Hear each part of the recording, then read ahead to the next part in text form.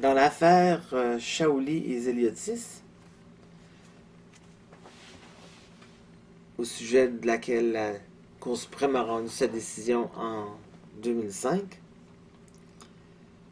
on examinait la question de la constitutionnalité d'une loi québécoise, d'accord, qui interdisait aux Québécois d'acheter des soins de santé euh, pour eux-mêmes, d'accord, avec un programme privé en dehors du système public.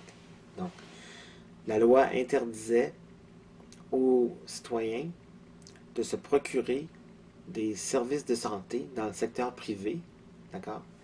Donc, euh, d'obtenir une livraison de soins de santé en dehors du système public.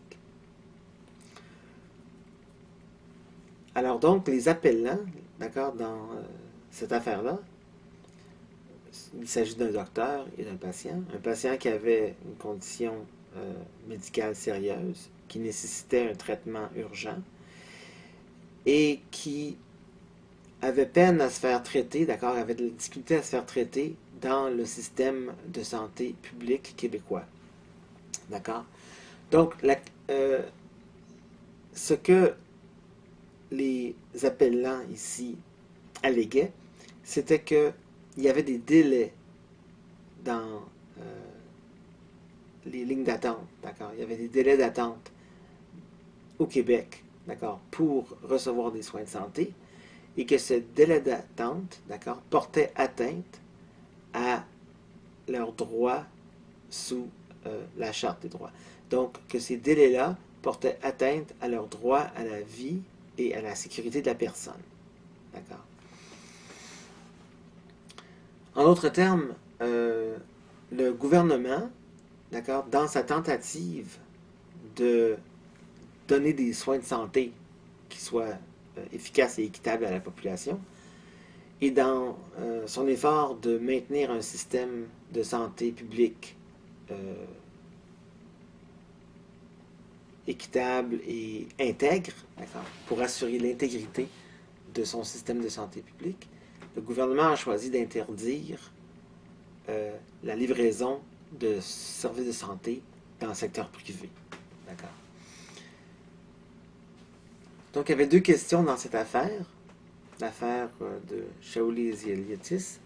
Première, c'était est-ce que la loi québécoise portait atteinte aux droits de la charte, d'accord, les droits à la protection de la sécurité de la personne et les droits à la vie. Les juges de la Cour suprême, d'accord, tout comme les juges des instances inférieures, d'accord, la Cour d'appel, la Cour supérieure du Québec, étaient d'accord que la loi portait atteinte aux droits à la vie et à la sécurité de la personne garantis par la charte. D'accord.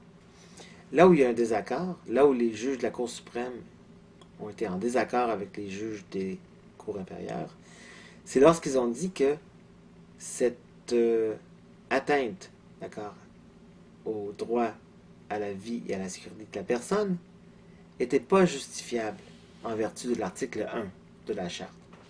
En d'autres termes, il y avait une violation de certains droits de la Charte et cette violation-là, d'accord, représentée par la loi, n'était pas acceptable dans une société démocratique. D'accord.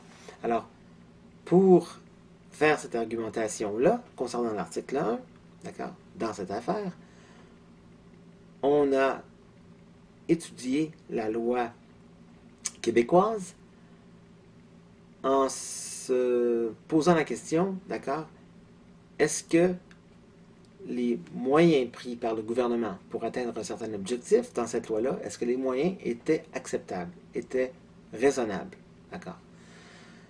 La loi qui interdit la livraison des services de santé dans le secteur privé, cette loi-là, elle a été mise de l'avant par le gouvernement du Québec afin de sauvegarder, d'accord, et de maintenir l'intégrité du système de santé publique, d'accord.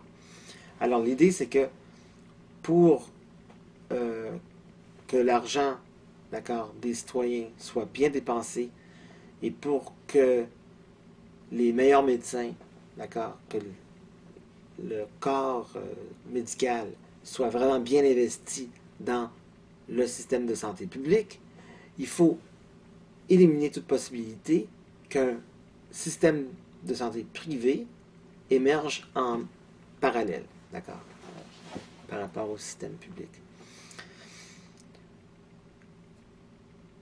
Donc, dans le contexte social, dans le contexte à l'époque que la décision a été rendue, en 2005, il y avait des très longues listes d'attente pour certaines procédures médicales, pour la livraison de certains soins de santé au Québec.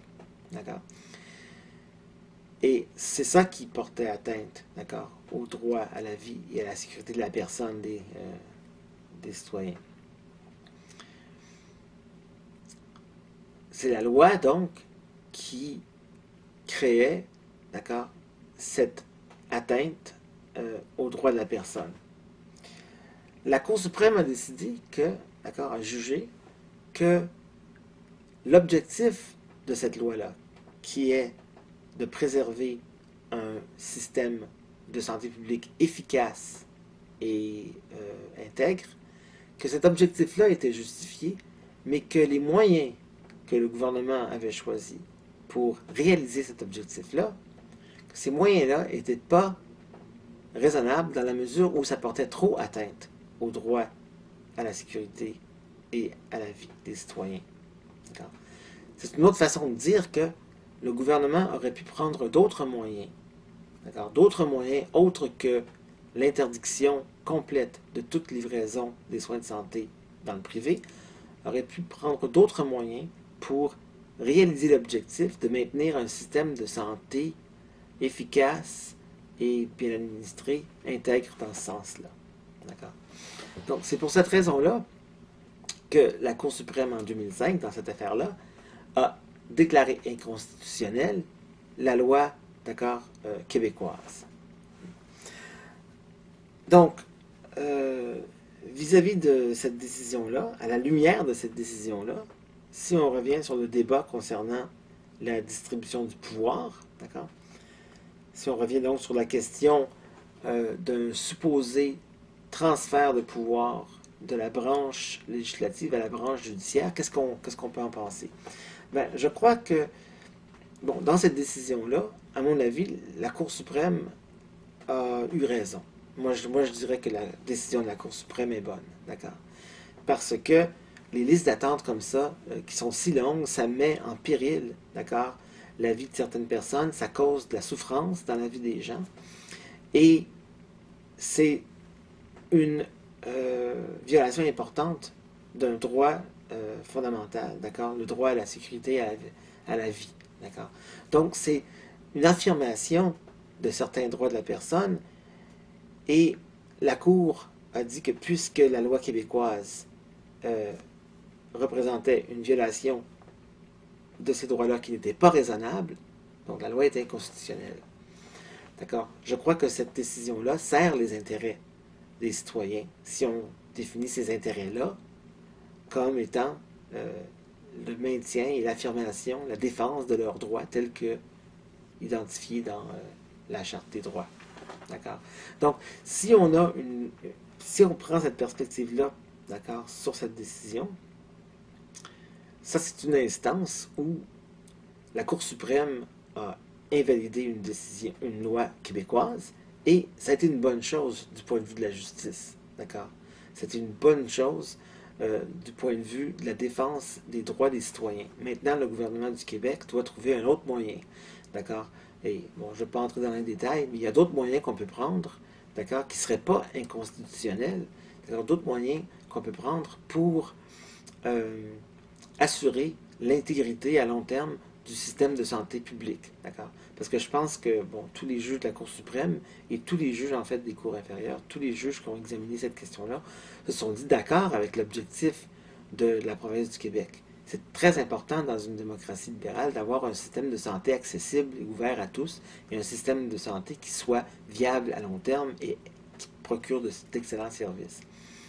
Mais la question c'est, est-ce qu'il faut nécessairement, pour atteindre ce but-là, éliminer, interdire toute provision de services de santé dans le secteur privé?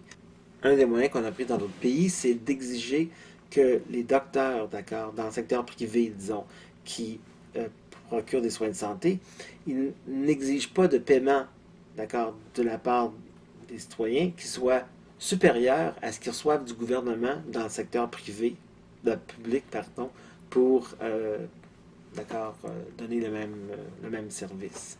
Alors, donc, je ne peux pas généraliser à toutes les décisions que la Cour suprême a prises, mais une façon d'argumenter pour dire que l'équilibre des pouvoirs maintenant est un bon équilibre, c'est en prenant le point de vue de Louise Arbour qui dit que, au fond, ce que la jurisprudence de la charte a fait, c'est que ça a donné une meilleure protection aux droits de la personne, une meilleure protection qu'on aurait eue avec un système d'accord, d'examen judiciaire qui serait plus léger, d'accord, si vous voulez, puisque la charte donne au juge le pouvoir d'invalider des lois qui violent les droits individuels, d'accord, ça assure une meilleure protection des droits individuels.